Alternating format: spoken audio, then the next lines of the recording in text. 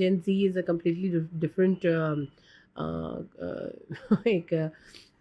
I don't want to say that. तो ख़ैर जो ये इशू है ये है, मेरे अपने 2 बच्चे जेन ज़ी हैं और इनके ये इश्यूज़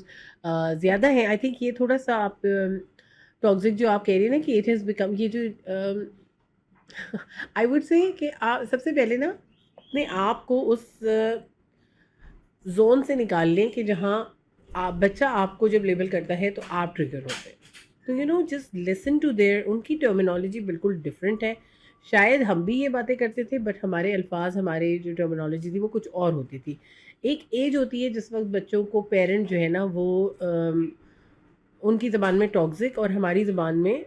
अनबेरेबल लग रहा होता है, क्योंकि आप जिस एज में होते हैं आपकी जो डेवलपमेंट हो रही थी, हमने इसमें जनरेशन गैप का जो पूरा मॉड्यूल है वो इसीलिए रखा है कि जनरेशन गैप हमें समझना है। Just yesterday I was telling somebody के क्या होता है कि जब एक अगर 24 ईयर ओल्ड एक लड़की है जो कि अभी अपनी पढ़ाई कर कंप्लीट करके जॉब करने जा रही है and she wants to pursue her career और वो शादी में इंटरेस्टेड नहीं है अभी, तो अगर आप अपने पीछे के जनरेशन के पॉइंट ऑफ व्यू से देखेंगे तो फिर लोग कहेंगे भाई एज निकली जा रही है और वो तो लेट हो गई और वो जो शादी नहीं करी तो क्या वजह है। लेकिन उनकी एज ग्रुप में इट्स अ नॉर्म के they are exploring their careers, they want to focus and give time to their career. तो उन्होंने थोड़ा अपने जो प्लान्स हैं उनको डिफरेंट तरीके से किया हुआ है जो कि हमारी जनरेशन या हमारी से पिछली जनरेशन थी, और अब उनके ऊपर आपका इन्फ्लुएंस जो है वो रिलेटिवली कम है जो हमारी जनरेशन में था। तो बहुत सारी चीज़ों को हमें इंटर जनरेशनल डायनामिक्स में देखना होता है।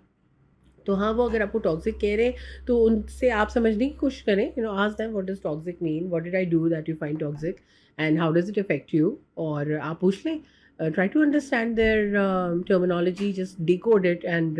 try to find out कि what is meaning। तो आपको पता चलेगा कि toxic is just another word for whatever जो हर teenager शायद अपने parent को समझ रहा होता है उस टाइम पे, because of the difference in opinion, because of the generational gap। तो this is one of the thing. और ये जो गाइडिंग और डिसिप्लिनिंग का भी आप कह रहे हैं ना, तो पीछे भी मैंने जो बात की ना कि हमें अपने आप को बदलने की बहुत ज़्यादा ज़रूरत है, बिकॉज ऑफ कोर्स बच्चे जो होते हैं ना they belong to different times, और अगर हम कोई एज ओल्ड 100 साल पुराना फॉर्मूला वहाँ यूज़ करेंगे ना तो it will not help. Discipline, आप यकीन करें अब तो इतनी ज़्यादा ऐसी चीज़ें हो गई हैं जिसके ऊपर even small kids will come and tell you, they will lecture you about those things, क्योंकि they are being trained by very micro content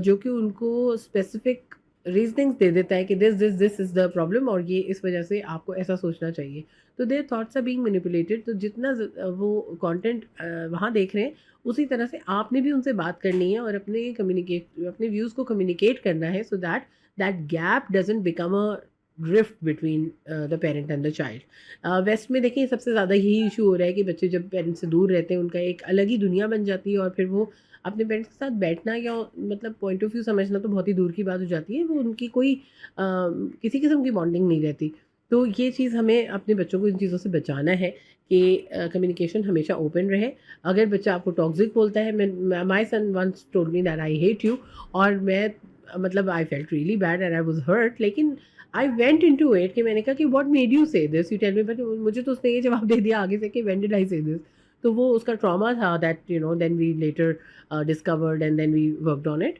but because he was a premature child और उसकी जो वो memory थी तो वो उसके अंदर कुछ परसेप्शन था, और हमने उसके बर्थ के बारे में फिर बात की और उससे बहुत ज़्यादा वो सारी चीज़ें करेक्ट हो गई, और now he is we are on completely good terms, और बिल्कुल जैसा एक रिलेशन माँ बेटे का होना चाहिए। But he actually said this to me and I was really alarm कि how could you be so insensitive. और कई दफ़ा ये होता है कि बच्चों को पता ही नहीं होता कि उन्होंने क्या कह दिया और उसकी इंटेंसिटी क्या है। तो maybe yeah, communication is the key right now. You need to really go in a very light way, or jab when they call you toxic तो आप बोले what is toxic, I want to know, tell me how am I being toxic and what is it doing to you।